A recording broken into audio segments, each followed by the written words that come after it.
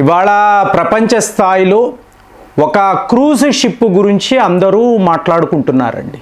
మీరు చూసారనుకోండి, 147 మంది ప్రయాణికులు ఇందులో ఉన్నారు. మార్చి 20వ తారీఖు ఈ క్రూజ్ షిప్ అనేది బయలుదేరింది. ఎక్కడ అంటే అట్లాంటిక్ ఓషన్ అంటారు. అర్జెంటీనా నుంచి అంటార్కిటికా దాకా ఒక ఎక్స్పెడిషన్ అంటారండి. అంటే మనం వెకేషన్కి వెళ్తాం చూసారా, అలా కాదు. అంటే ఫేమస్ స్పాట్, సో ఇక్కడ టూరిస్టులు ఉంటారు, అలా కాదు. మీకు ఒక పరిశోధన అనండి, క్యూరియాసిటీతో తెలుసుకోవాలి. ఇప్పుడు అంటార్కిటికా వెళ్ళాలి అంటే మీకు క్యూరియాసిటీ ఉండాలి కదా. సో దీన్ని ఎమ్మీ హాండియస్ అని అంటారండి. ఈ క్రూజ్ షిప్, మీలో చాలామంది క్రూజ్ అనేది మీరు చేసే ఉంటారు, మీ అనుభవాలు రాయండి. మరి ఇప్పుడు ఈ క్రూజ్ షిప్ మార్చి 20వ తారీఖు బయలుదేరింది. మీకు అలా సముద్రములోనే తిరుగుతూ ఉందండి. దీనిని ఒక దేశము కూడా అలో చేయడం లేదు, డాక్ చేయనివ్వడం లేదు. ఇవాళ మన ఏంటి, మే 7వ తారీఖు. నేను ఇప్పుడు ఈ వీడియో మాట్లాడుతున్న టైంలో ఫైనల్గా స్పెయిన్ అనబడే దేశం, సో వాళ్ళు మీకు కానరీ ఐలాండ్స్ అని అంటారు, అక్కడ డాక్ చేయడానికి అనుమతించారు. కానీ ఇప్పుడు ఈ షిప్ దాకా ఎలా వెళ్ళడము, ఈ షిప్ దగ్గరికి వెళ్ళడానికి కూడా స్పెయిన్ ప్రజలు భయపడుతున్నారు. ఏముందండి లోపల, ఏం జరుగుతుంది? 147 ప్యాసింజర్స్ అంటున్నారు కదా. మీకు ఇందులో 8 మంది, ఈ వీడియో నేను మాట్లాడుతున్న టైంలో 8 మందికి తీవ్ర స్థాయిలో మీకు అనారోగ్యం, 4 ఆల్రెడీ మరణించారు. సో 3 మీకు ఒక వైరస్కు సంబంధించిన సిమ్టమ్స్ కలిగి ఉన్నారు. ఒక వ్యక్తి క్రిటికలీ ఇల్. సో ఇప్పుడు ఈ షిప్ ఎక్కడ ఆగాలంటే ఏ ఒక దేశము కూడా నో అంటున్నారు, వద్దు, మా దేశంలో ఈ షిప్ రావడానికి వీలు లేదు. మరి ఎలాగా అంటే అలా వాళ్ళు తిరుగుతూనే ఉన్నారు. లోపల పరిస్థితి ఏంటో చెప్పమంటారా? మీలో చాలామంది ఈ క్రూజ్ షిప్లో ట్రావెల్ చేసే ఉంటారు. ఇప్పుడు నేను వెళ్ళినప్పుడు అక్కడ వాకింగ్, అంటే ఎంత పెద్దదో చెప్పడానికి. సో గుర్తుపట్టిన వాళ్ళు, ప్రేమ్ గారు ఏం చేస్తున్నట్టు, వాకింగ్ చేస్తున్నానండి, క్రూజ్ షిప్లో వాకింగ్. ఇక్కడ కూడానా అంటారు. మీకు చాలా పెద్దగా ఉంటుందండి. కానీ పరిస్థితి ఏమిటంటే, మీకు అక్కడ ఇప్పుడు గదులు ఉంటాయి కదా, సో ఈ ప్యాసింజర్స్ ఆ గదుల్లోనే ఉండాలి. అంటే క్వారంటైన్, బయటికి రావడానికి లేదు. వస్తే ఒక అతి ప్రమాదకరమైన వైరస్ వీళ్ళని అటాక్ చేయొచ్చు. అంటే హ్యాండా వైరస్ అని అంటారు. ఎలకల నుంచి మనుషుల్లోకి స్ప్రెడ్ అయ్యే ఒక ప్రమాదకరమైన వైరస్ హాంటా వైరస్.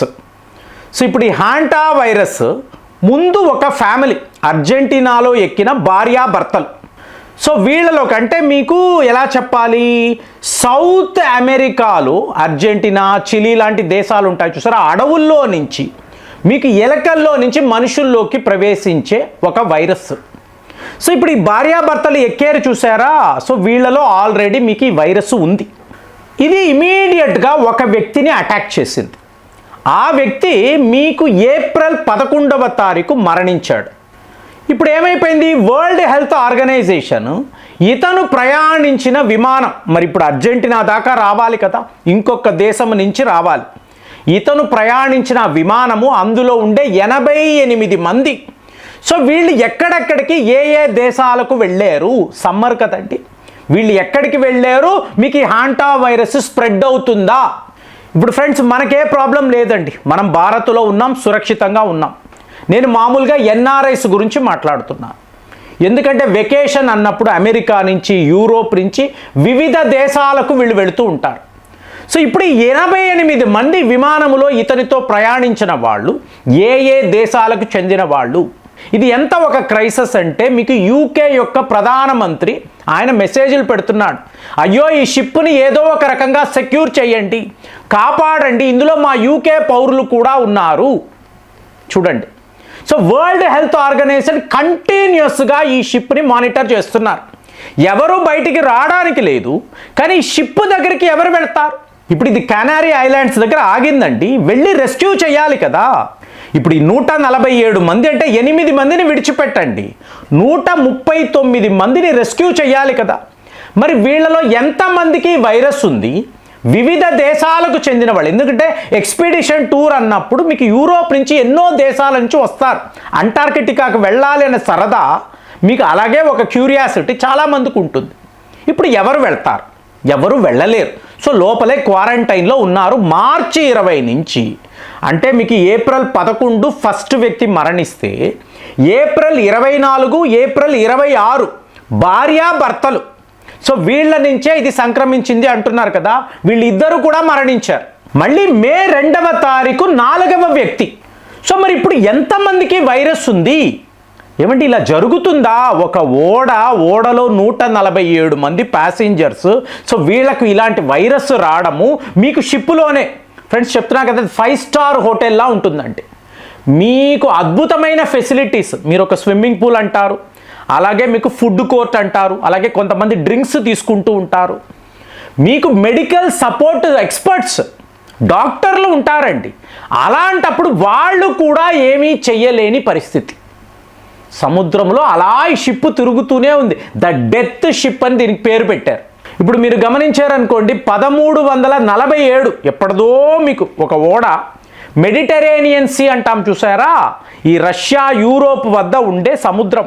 ఈ ఓడ యూరోపులో ఒక పోర్టు వద్దకు వచ్చి ఆగింది. మీకు ఆటోమేటిక్గా కార్గోకి సంబంధించిన మీకు సరుకులు ఇవన్నీ ఉంటాయి కదా. సో ఆ దేశానికి సంబంధించిన వాళ్ళు ఆ ఓడ దగ్గరికి వెళ్తున్నారు. లోపల ఉన్న వాళ్ళు అందరూ మరణించి ఉన్నారండి. మరి ఏముంది అక్కడంటే ఎలకలు, రోటాంట్స్ అని అంటారు చూసారా, ఎలకలు, ఎటు చూసినా ఎలకలు. సో దీన్నే ప్లేగ్ అని అంటారు. ఈ మాట మీరు వినే ఉంటారు, ప్లేగ్ అనే మాట వినే ఉంటారు. మీకు ఈ ప్లేగ్ అనబడే బ్యాక్టీరియా ద్వారా మీకు ఇలాగ వీళ్ళందరూ కూడా మీకు డిసీజ్కి లోనయ్యి, అంటే బ్యాక్టీరియా ఇన్ఫెక్టెడ్ బాడీస్. మళ్ళీ ఎలకలకి ఏం అవ్వదండి, వాటి యొక్క మలము మూత్రం వీటి నుంచే స్ప్రెడ్ అవుతుంది. ఎలకలు చాలా చాలా డేంజర్, రోడాన్స్ అని అంటారు కదా. ఇందులోనే ఇంకొక వెర్షన్ ఏమిటి, మనము మాట్లాడే హాంటా వైరస్ అనేది వైరస్, బ్యాక్టీరియా వైరస్ ఒకటి. ఫ్రెండ్స్, ఈ విశ్వంలో, ఈ భూమి మీద ఇలాంటి బ్యాక్టీరియాలు, వైరస్లు ఎప్పుడూ ఉంటాయండి. ఇప్పుడు మీరు ఎక్కడైనా ఈ ట్యాంక్ బండ్ వద్దకు వెళ్ళారనుకోండి, సాయంత్రం పూట చూడండి, వేల సంఖ్యలో మీకు గబ్బిలాలు ఎగురుతూ ఉంటాయి. మరి కరోనా వైరస్ గబ్బిలాల నుంచే వచ్చింది అని చెప్తారు కదండి. అంటే మీకు మ్యూటేషన్ జరగాలండి. మ్యూటేషన్ జరిగి ఈ వైరస్ స్ప్రెడ్ అవ్వడం తరువాతే అవుట్ బ్రేక్ అని అంటారు. సో ఆ స్టేజ్ దాకా కూడా మీకేం కాదు, మీ ఇమ్యూనిటీ. అందుకే మేము గురు తీర్థమని పదే ఎందుకు, మీ ఇమ్యూనిటీ బాగుండాలి. మీ ఇమ్యూనిటీ బాగుంటే మీకు ఏ రోగాలు రావు. ఇదే ఫండమెంటల్ విషయం. మరి ఇప్పుడు ఈ షిప్లో ఉన్న వాళ్ళ ఇమ్యూనిటీ ఎవరికైతే వీక్గా ఉందో వాళ్ళకి ఈ వైరస్ రావడము, వాళ్ళని అటాక్ చేయడము, షిప్లోనే అంతలాంటి మెడికల్ ఎక్స్పర్ట్స్ ఉండి కూడా వీళ్ళు అలా మరణించడము, ఇవాళ వరల్డ్ హెల్త్ ఆర్గనైజేషన్ లెవెల్లో, అంటే ప్రపంచమంతా కూడా వీళ్ళు తిరుగుతూ ఉంటారు కదా. 88 మంది మీకు యూరోప్లో ఎన్నో దేశాలకు వెళ్ళొచ్చు, అమెరికా వెళ్ళొచ్చు, చైనా వెళ్ళొచ్చు, భారత్ రావచ్చు, తెలియదు కదా. సో వీళ్ళలో ఎవరికి హాంతా వైరస్ ఉంది అని వరల్డ్ హెల్త్ ఆర్గనైజేషన్ ఇవాళ ఒక అతిపెద్ద ఇన్వెస్టిగేషన్ మొదలుపెట్టారు. ఎటొచ్చి మనం ఏం కోరుకోవాలి, ఈ షిప్ అక్కడ స్పెయిన్ వద్ద ఆగి ఉంది చూసారా, ఏదో ఒక రకంగా ఇందులో ఉండే వాళ్ళను సురక్షితంగా కాపాడి వాళ్లకు కావలసిన ట్రీట్మెంట్ ఇచ్చి, ఒకవేళ మ్యూటేషన్ జరిగి ఈ వైరస్ ఉంటే దానికి కావలసిన ఇంజెక్షన్లు, వ్యాక్సిన్లు ఇచ్చి వీళ్ళని కాపాడగలిగితే ప్రపంచ స్థాయిలో ఈ హాంతా వైరస్ అనేది స్ప్రెడ్ కాదు అని చెప్పి ఇవాళ అందరూ అంటున్నారు. మరి ఇప్పుడు హాంతా వైరస్ ఏ స్థాయిలో స్ప్రెడ్ అవుతుంది అని చెప్పి మీకు వరల్డ్ హెల్త్ ఆర్గనైజేషన్ ఎన్నో వార్నింగ్స్ జారీ చేశారు. దీనికి సంబంధించి మీ వద్ద సమాచారం ఉందా? కామెంట్స్లో రాయండి. మళ్ళీ వచ్చే వీడియోలో కలుద్దాం. జై హింద్.